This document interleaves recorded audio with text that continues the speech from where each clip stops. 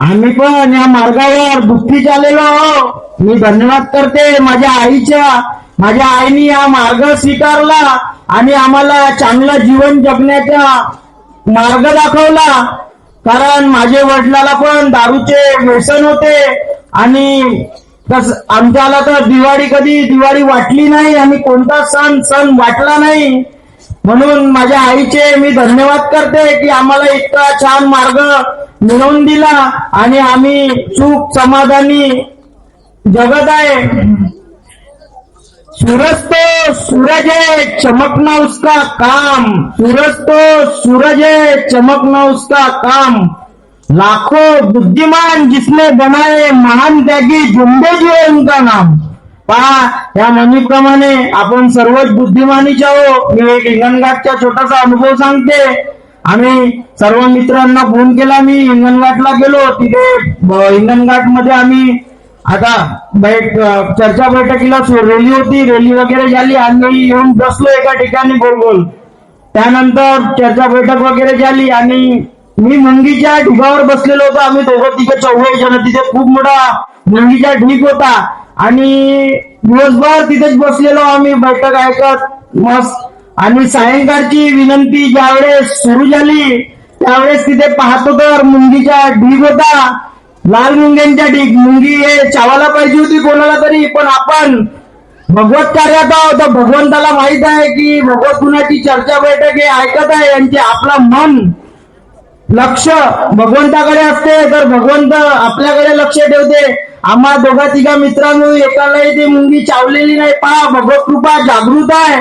भगवंत उपस्थित राहते आपल्या पाठीशी. तुझ्या आहे तुझ्या पाशी तरी जागा भूलासी या म्हणीप्रमाणे. त्यानंतर आणखी एक अनुभव सांगतो छोटासा भवनामधला. आम्ही शनिवारी मी पण बैठकीला जात नव्हतो. आता 2-3 महिने झाले मला पण बैठकीची आवड लागली. हवन कार्य बैठकीला मी अजिबात जात नव्हतो कोणत्या बैठकीत म्हणा किंवा हवन कार्यात. कारण आवडच म्हणजे म्हणत होती आई नेहमी म्हणायची की बैठकीत जा हवनात जा. मी होईल नव्हतो म्हणत नाही न म्हणत. कारण हे एकदा म्हटलं होतं तर माझा ऍक्सिडेंट झाला होता. 15 ऑगस्टचा दिवस होता. आम्ही कळमण्याला मोठे सामूहिक हवन होता. तर आईला म्हटलं ठीक आहे म्हणलं मी जातो म्हटलं नाही म्हणेन तर हे म्हणलं जा म्हणलं ठीक आहे हो जातो. आणि चौकात गेलो. मित्र आंबोऱ्याला जात होते. दोघं मित्र माझे दारू पिऊन होते. तर त्यांना म्हटलं की ते म्हणे आम्ही आंबोऱ्याला चाललो म्हणे 8-10-20 जण म्हणे चाल म्हणे. म्हणलं चला. तू दारू पिऊ नये म्हटलं सरक म्हटलं. पहा माझी विसर पडली. मी त्यांच्यासोबत तू दारू पिऊ नये मागं सरक म्हटलं. मी आंबोऱ्यापर्यंत पोहोचलो आणि आंबोऱ्यावरून बस आंबोऱ्याची बाउंड्री पण क्रॉस नाही केली. माझ्या सोबतच्याच मुलांनी आम्ही ट्रिपल सीट होतो आणि समोरची गाडी डबल सीट होती. सोबतच्याच मुलांनी मला गाडी ठोकली. त्याच्यामध्ये चौघांनाही मार लागला नाही, फक्त मला मार लागला. माझ्या हातच काम करणं बंद झाला. मग मी म्हंटल चला ठीक आहे. मला तेव्हाच आठवलं की मी हवनाला जाईन म्हटलं आणि मी गेलो आंबोऱ्याला. शब्द सुटला आणि मला त्या शब्दाच्या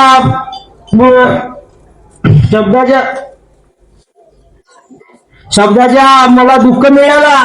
त्यानंतर मी माझे कार्य राऊतगुरुजीकडून होते आमचे. तर मी राऊतगुरुजीकडे गेलो. राऊतगुरुजीकडे मी आपला शब्द सोडवला. राऊतगुरुजी म्हणे आता तू 3 हवनं पकड म्हणे. चुकी माफी माग म्हणे तिथे भगवंताला जाऊन. मला काही माफी मागू नको म्हणे. म्हटलं ठीक आहे. मी हवनात 1 हवन 2 हवन दोन्ही हवनं अटेंड केले. आणि 3ऱ्या हवनामध्ये मी येतानी तरोडी इथे चांदमारीला हवन होता. तर येतानी रस्त्यामध्ये मी 3 हवनांमध्ये माफी मागितली. आणि सायंकाळी आईसोबत कारण सायकल गाडी काही चालवता येत नव्हती. हात कारण काही काम करत होता नाही. तर मी पायदळच जात होतो पारडी मधले. आणि तर चांदमारी मधून येता अर्ध्या रस्त्यामध्ये आता पाणी फिल्टर बनलाय तेवढ्यापर्यंत आलो आणि माझ्या हाताच्या पूर्ण दुःख नाहीसी झाला. मी 3 हवनं पण अटेंड केले आणि तिथे माफी मागितली. रस्त्यात येता हात बरा झाला. बटन लावून नव्हतो शकत. पाण्याचा ग्लास नव्हतो उचलू शकत. हात बरा झाला. नाही मी एक्सरे काढले नाही कोणत्या दवाखान्यात गेलो. कारण आमचे राऊतगुरुजी म्हणून आपल्याकडे सर्जन आहेत म्हणते. टीबी महारोग एवढे सर्व दुःख नाहीशी झाले म्हणते. हे छोट्या मोठ्या दुःख असेच नाहीचे. कारण आपण भगवत कृपा उपस्थित राहते. आपल्याला हवन कार्य चर्चा बैठकीत जावं लागेल. आपल्याला कोणती चूक करण्याआधी आपल्याला आपली चूक लक्षात येऊन जाते चर्चा बैठकी अवनातून. मी तर जात नव्हतो, मला आता समजलं की आम्ही 2000 मध्ये मार्गात आलो. 17,287 आमचा सेवक नंबर आहे. पण मी कधीच बैठकी अवना कुठे जात नव्हतो आणि चिडचिड करायच्या. मी भवना चर्चा बैठकी हवनात यायला लागलो, चिडचिडपणा दूर झाली, मुखातून वाईट शब्द निघत होते ते पण बंद झाले. मी 10-11 वाजता झोपून उठायच्या, कारण माझ्या सिव्हिलचं काम आहे. तर मला माणसं लावायची आणि दिवसभर मस्त फिरायचं काम होतं, कारण माझ्याकडे वेळच वेळ आहे. 1 तास 2 तास मी काम म्हणजे माणसं लावून दिले की भगवंताच्या कृपेने फक्त कोणाचे मन नाही दुखवलं. इथे मार्गामध्ये कुठे पण कर्माचा हिशोब होते, पैशाचा हिशोब होत नाही. करोडो रुपयाची संपत्ती असेल ते कामात येणार नाही. कर्म चांगले करा, कोणाच्याही मन दुखलं नाही पाहिजे. व्यवहारात व्यवस्थित आपण मार्गातले सेवक आहे. व्यवहारात जरी कोणाचा 1 रुपया जरी घेतला तरी त्याला परत करा. मी कधी कोणाचे रुपया का नाही, माझ्या मनात विचार कधी नाही आला. मी जरी बैठकी अवनात जात नव्हतो तरी पण मी व्यवहारात कधी कोणाचे पैसे खायचे मनात आणलं नाही. त्यांनी म्हटलं, मला आठवण पण नसलं, त्यांनी म्हटले तितके पैसे दिले माणसं असो. कारण माझ्याकडे 4-4, 5-5, 6-6 साईडा सुरू राहत्या. आता माझ्याकडे एकच साईड सुरू होती आणि 4च माणसं राहिले होते. मी भगवंताला म्हटलं, भगवंता कामाधंद्याच्या योग द्या. आणि आजच्या कंडिशन मध्ये 4-5 साईडचे योग आलेले आहे. कसं आहे, आपण भगवंताचे कार्य करू, भगवंत आपले कार्य करेल. तुम्ही भगवंताचे कार्य आणि निष्काम सेवा करा. जिथे निष्काम सेवा करण्याचा योग मिळेल तिथे निष्काम सेवा करा. मी प्रयत्न करतो. एक अनुभव सांगतो भवनातला. आम्ही भवनामध्ये 3 मित्र होतो. मी भवनात पण जात नव्हतो, पण एकामेकाच्या जसे सेवकांसोबत जुळलो. आता कोणी आला नाही तरी मी मनात विचारच करून घेतला होता, कारण मी 1-2 हवना अटेंड केले. त्याच्यामध्ये मला चांगले अनुभव मिळाले. त्याच्यामध्ये मी विचारच करून टाकला होता, कोणी आपण फोन लावायचं नाही म्हटलं तरी चालेल, पण आपण जाण्याचा प्रयत्न करायचा. मी भवनामध्ये गेलो. त्यानंतर आम्ही 3 मित्र होते. तर काकाजी म्हटलं, आता मी काकाजीच म्हटलं त्यांना, म्हटलं काकाजी आता मी म्हटलं आपला पण नंबर लागला पाहिजे म्हटलं इथं. म्हटलं एखादा शनिवारी लवकर आला तर काकाजी म्हणते 6 वाजता तुला या लागन म्हणते, तेव्हा तुझा नंबर लागन म्हणते 6-6:30 वाजता. मी म्हटलं ठीक आहे, प्रयत्न करून म्हटलं.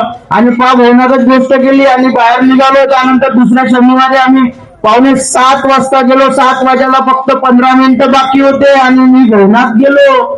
आणि त्यानंतर पाणी वगैरे पिलं आणि बसलं. फक्त 10 मिनिटं बाकी होते. तर मी ते झेंडा आहे जे लाईन मागे, तो काकाजी म्हणे भवनाच्या आतमध्ये बसणं पडते म्हणे. मी आखरीला बसलो होतो. तिकडे झेंडा ठेवला आहे तिथे जो तिथले नाव लिहितात दादा ते आले. म्हणे कोणाला अनुभव सांगायचा आहे का? हो म्हटलं मला सांगायचं आहे. आणि मी तिथून उठून आतमध्ये गेलो.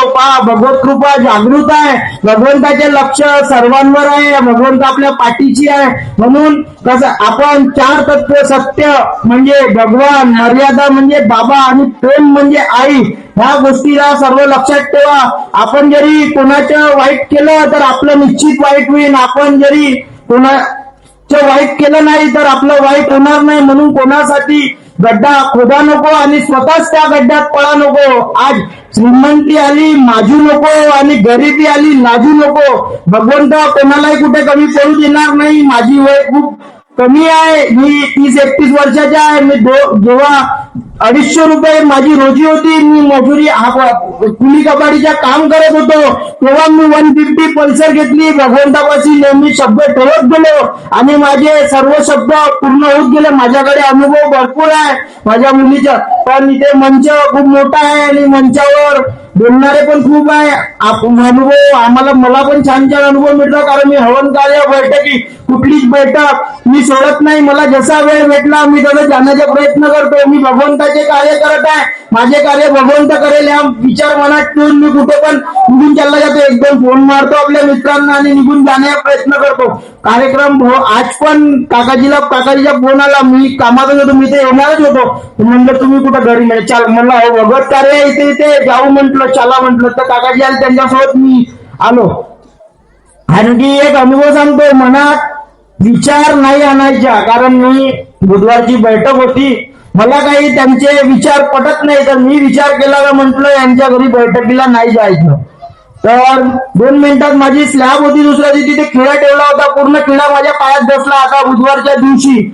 आणि मला पटकन आठवलं, म्हटलं आपण विचार आणले आणि आपल्या पायात खिळा गेला. बस तिथे म्हणून मी बैठकीला गेलो आणि पहिलाच घरमालकाचा अनुभव, खिळ्याचा अनुभव मला मिळाला. माझ्या पटकन लक्षात आलं. म्हटलं मी मग काकाजी जे अध्यक्ष त्यांना म्हटलं पहा मी असं विचार आणला होता, पूर्ण पायात खिळा गेला आहे म्हणलं. तर म्हणे त्याच्या घरची बैठक नाही आहे म्हणे, कोणाचे विचार पटो या नको पटो म्हणे, बैठक म्हणे भगवंताची आहे म्हणे. मी म्हटलं मी भगवान बाबा हनुमानजीला पण माफी मागितली, महानतगी बाबा झुंडेजी वाराणसी आईला पण माफी मागितली. मला खिळा गळला तरी मी काही कुठे गेलो ना. म्हटलं विश्वास ठेवू तर भगवंत आपलं चांगलंच करेल. म्हणून माझ्या बोलण्या चालण्यात काही चूकभूल झाली असेल तर भगवान बाबा हनुमानजी मला माफ करतील. महानतगी बाबा झुंडेजीला माफी मागतो, वाराणसी आईला माफी मागतो, आजच्या अध्यक्ष साहेबांना माफी मागतो, आलेले सेवक मंच बाळगोपाळ सर्वांना माफी मागतो आणि आपल्या शब्दाला विराम देतो. सर्वांना माझ्या नमस्कार.